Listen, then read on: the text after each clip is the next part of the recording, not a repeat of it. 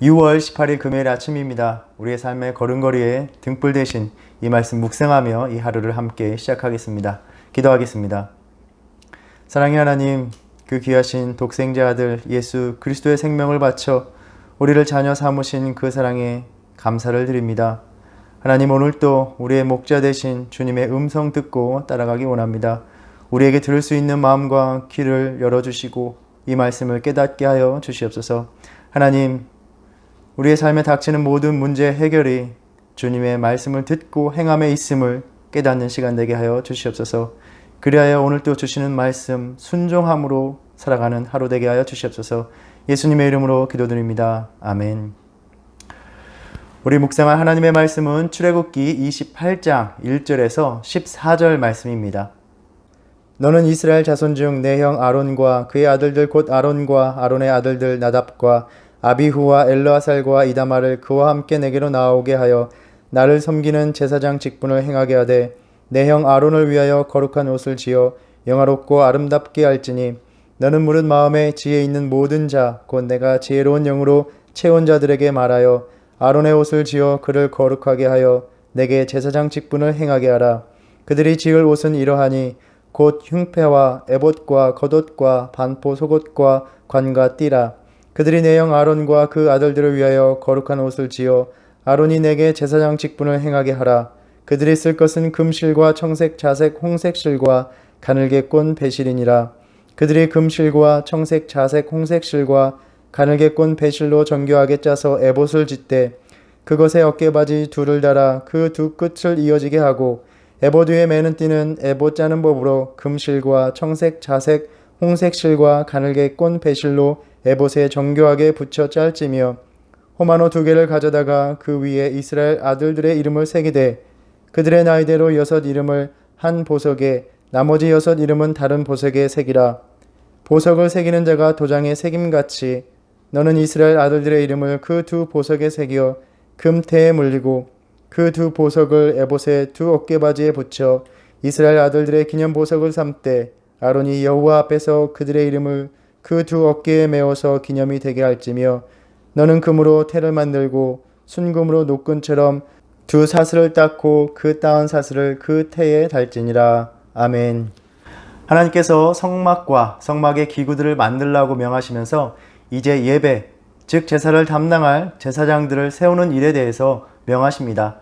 그래서 28장에서는 제사장들이 갖추어야 할 의복에 대해서, 그리고 29장에서는 이 제사장들을 세우는 위임식을 어떻게 행해야 될지에 대해서 가르쳐 주십니다.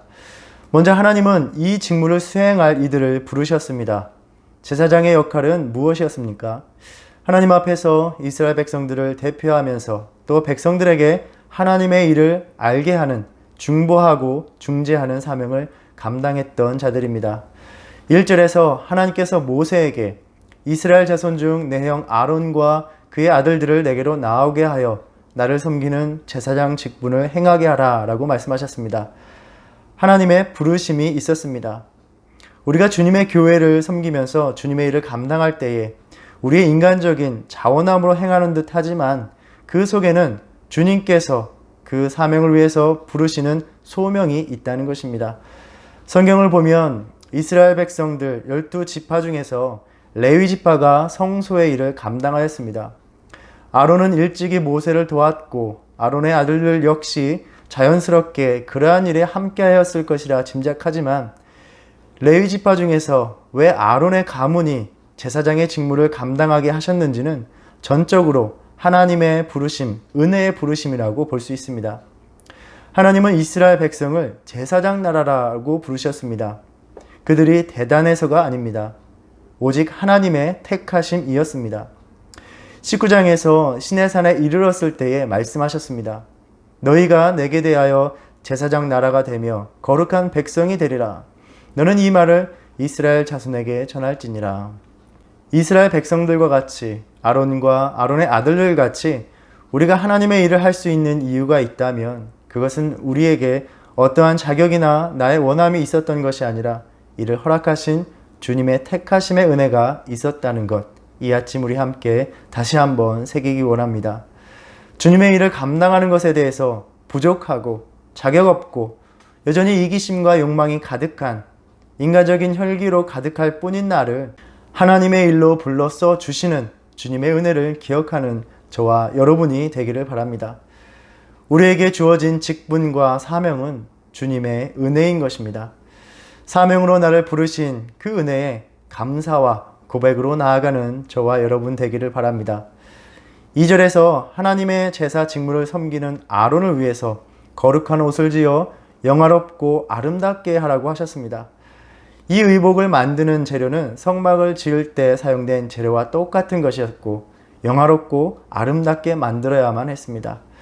고대 사회에서 의복이 그러했듯이 제사장이 입었던 옷은 제사장의 특별한 지위와 임무를 나타냅니다. 사실 오늘날에도 의복이 그 사람의 특별한 역할이나 지위를 나타내는 것은 마찬가지입니다. 예를 들어서 제복이 그러하죠. 경찰이나 군인의 의복이 있고 또 의사들이 입는 옷, 법정에서 입는 옷들이 있습니다. 우리가 예배를 드릴 때에도 예배를 섬기면서 가운을 입습니다. 이러한 옷을 입는다는 것은 자신을 사적으로 드러내는 것이 아니라 자신이 감당하는 직무에 공적인 역할을 수행하고 있다는 것을 의미합니다. 그러니까 2절에서 아론을 위하여 라는 말은 아론이 이 의복을 입음으로써 아론 자신이 아니라 아론이 감당하는 그 직무의 거룩함을 드러내야 한다는 의미인 것이죠. 물론 그러한 거룩한 일을 감당한다는 것이 개인적으로도 영광스러운 일임은 틀림이 없습니다. 일반 제사장의 옷은 대제사장의 옷에 비교해 볼 때 아주 단순하여 40절 이후에서 묘사되고 있습니다. 오늘 본문은 우선 아론에 대한 대제사장에 대한 의복을 먼저 말씀하고 계십니다.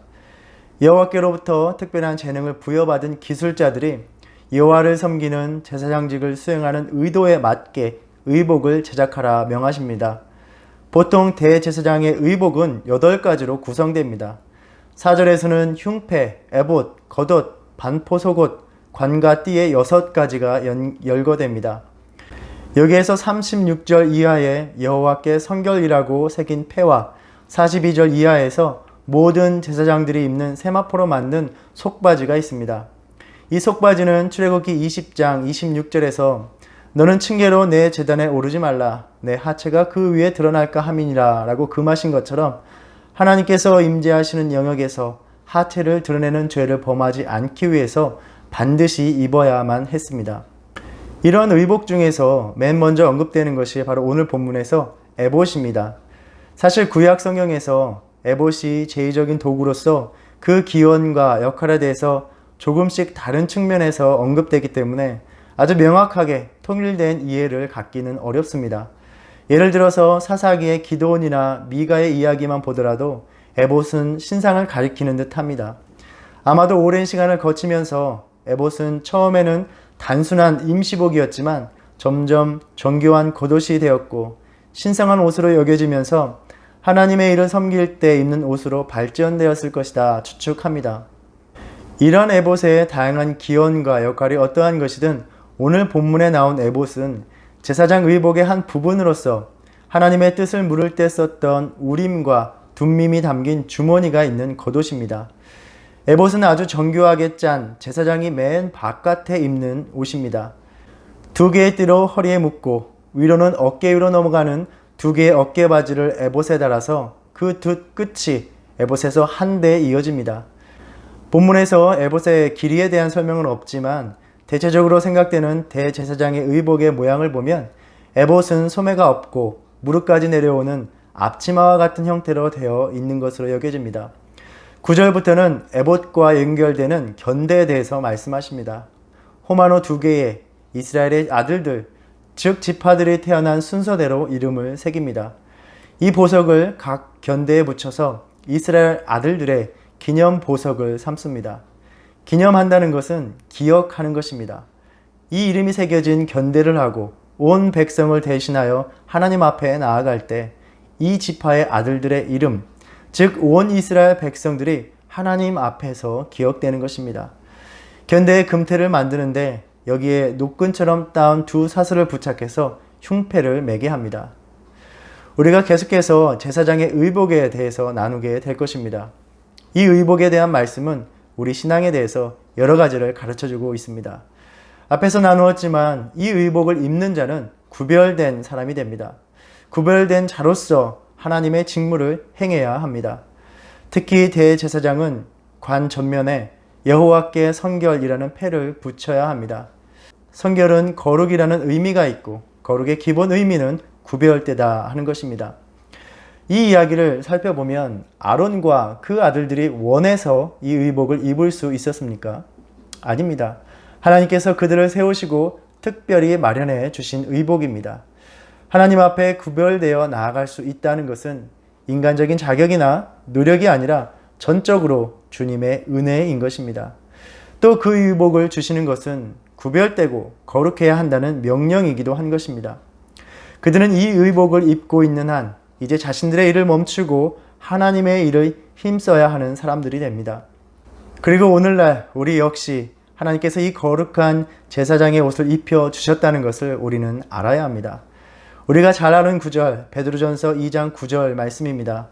그러나 너희는 택하신 족속이요 왕같은 제사장들이요 거룩한 나라요 그의 소유가 된 백성이니 이는 너희를 어두운 데서 불러내어 그의 기이한 빛에 들어가게 하신 이의 아름다운 덕을 선포하게 하려 하심이라. 하나님이 우리를 제사장으로 불러주신다는 것은 그 제사장의 옷을 우리에게 역시 입혀주셨다는 의미를 담고 있는 것입니다. 제사장의 의복을 주신 이유, 하나님께서 원하시는 삶, 하나님의 나라의 일을 감당해야 하는 소명을 우리에게 주신 것입니다. 만일 아론과 그의 아들들이 이 거룩하고 영화로운 제사장의 옷을 입고 제사장의 직무를 감당하지 않고 일반 백성들이 하는 것처럼 일상에서 행하는 것처럼 살아간다면 어떠한 것입니까? 이는 그 옷을 입히신 하나님에 대한 모욕이자 불순종입니다.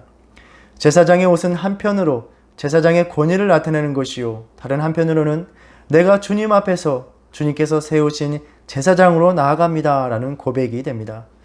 이 의복을 입는 한 아론과 그의 아들들은 제사장 혹은 대제사장이라고 불립니다. 그렇게 불린다는 것은 곧 당신들은 하나님 앞에 나아가야 하는 사람들입니다. 하나님이 명하신 대로 행해야 하는 사람들입니다 라고 말하는 것과 같습니다. 이 거룩한 옷을 입는다는 관점에서 계속해서 묵상해 보기 원합니다. 우리는 어떠한 옷을 입으며 살아가고 있는 사람들입니까? 갈라디아서 3장 27절에서 사도 바울은 말합니다. 누구든지 그리스도와 합하기 위하여 세례를 받은 자는 그리스도로 옷 입었느니라. 우리는 모두 그리스도의 옷을 입은 사람들인 것입니다. 하나님께서 거룩하고 영화로운 그리스도의 옷을 입혀 주셨습니다. 우리는 그 사람의 옷을 보면 그 사람이 무엇을 하는 사람인지, 그 사람이 무엇을 하려고 하는 사람인지 압니다. 아, 저 사람은 이제 운동을 하려나 보다. 이제 공무를 집행하려나 보다. 예식에 참여하려나 보다. 오늘날 우리 시대의 문화에서도 옷은 그 사람이 행하는 것뿐만이 아니라 그 사람의 존재를 규정짓는 상징이 됩니다. 우리는 그리스도를 믿음으로 옷을 갈아입은 사람들입니다. 혹시나 내가 입고 있는 옷이 그리스도의 옷이라는 것을 잊고 살아가고 있지는 않습니까? 우리를 보면서 사람들이 저 사람들은 그리스도의 방식대로 살아가고 그리스도의 일을 하려는 사람들이구나 하는 것을 알아보고 있습니까? 하나님께서 입혀주신 이 거룩하고 영화로운 그리스도의 옷을 자꾸 벗어버리고 살아가려 하고 있지는 않습니까? 로마서 13장에서 사도 바울은 권면합니다. 오직 주 예수 그리스도로 옷 입고 정욕을 위하여 육신의 일을 도모하지 말라. 하나님께서는 십자가의 보혈의 피로 우리를 정결하게 하사 그 앞에 나아갈 자격이 있는 하나님의 일을 감당할 수 있는 영광스러운 그리스도의 옷을 입혀주셨는데 우리는 그렇게 그리스도의 옷을 입고는 갖춘 의복과는 상관없이 자꾸 정욕을 따라 살아가려 하고 있다는 것입니다. 계시록 3장 4절에서 사대에 그 옷을 더럽히지 아니한 자 몇 명이 내게 있어 흰옷을 입고 나와 함께 다니리니 그들은 합당한 자인 연고라.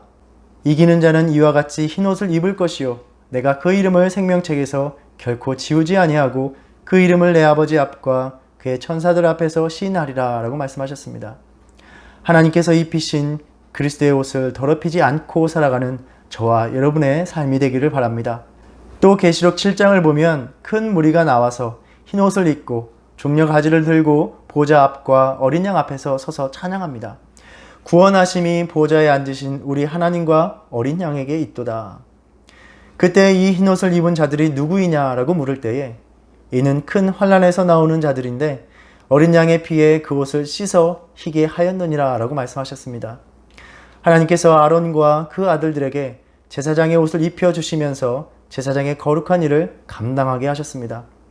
우리를 제사장으로 부르시고 그리스도의 옷을 입혀주셨습니다. 우리를 특별하게 부르시고 그 부르심에 합당한 사명을 감당하기 원하시는 것입니다.